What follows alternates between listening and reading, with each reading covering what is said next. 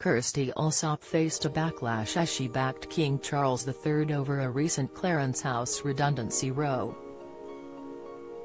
The TV presenter was blasted for her terrible take and dubbed pathetic, as she lent her support to the nation's new head of state following reports dozens of Clarence House staff have been given notice of redundancies, as the offices of King Charles III and the Queen Consort moved to Buckingham Palace.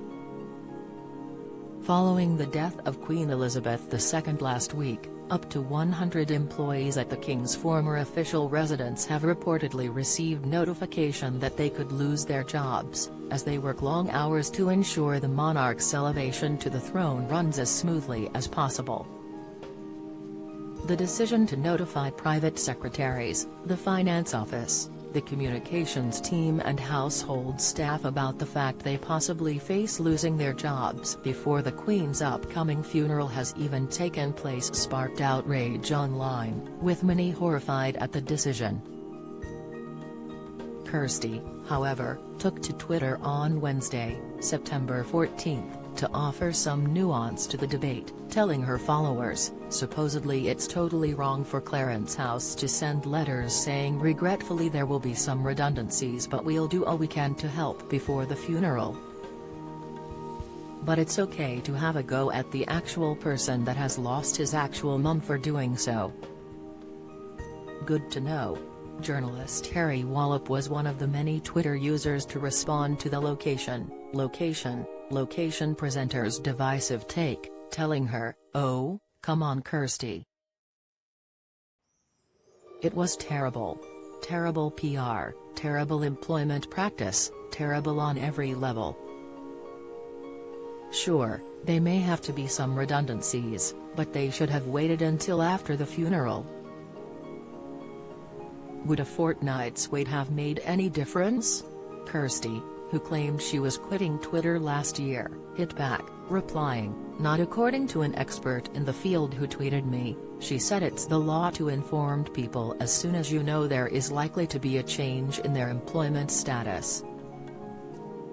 Other Twitter users agreed with Harry, with one tweeting, "I think it's incredibly heartless so soon after her death. The staff will be mourning too. This could have waited for another week, couldn't it? We're all expected to put our lives on hold our tongues, show respect, funerals, operations and medical appointments cancelled, shops all closed, but sacking all your staff is okay. The timing of that say okay, everything else has to wait," another mused, as the debate rumbled on. One Republican tweeter was particularly savage in their reply to Kirstie, declaring, "Yet another pathetic non-neutral sycophant, at Kirstie Allsopp, who isn't fit to present on our nation's TV." #NotMyKing. The Guardian reported on Tuesday, September 13, how many of King Charles Ives' staff received notice that their jobs were at risk during the Thanksgiving service for the Queen, at St Giles Cathedral in Edinburgh on Monday. One source said, "Everybody is absolutely livid, including private secretaries and the senior team. All the staff have been working late every night since Thursday, to be met with this. People were visibly shaken by it."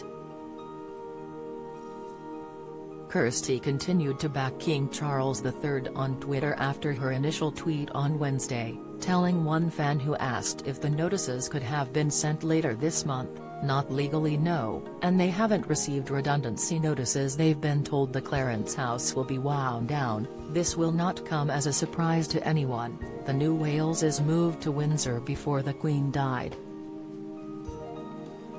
Amid the backlash, some of Kirstie's followers agreed with the presenter, with one writing, "From what I can gather, they are following good HR practice, but informing people as soon as possible, giving them maximum warning of possible changes. That this is necessitated by a death with all that entails is an added layer of anxiety." Another declared, "I don't wish redundancy on anyone, but the staff will have known their roles were time-limited until Charles became king. Do you have a story to sell? Get in touch with us at webcelebs@mirror.co.uk or call us direct at 0207 29 33 033.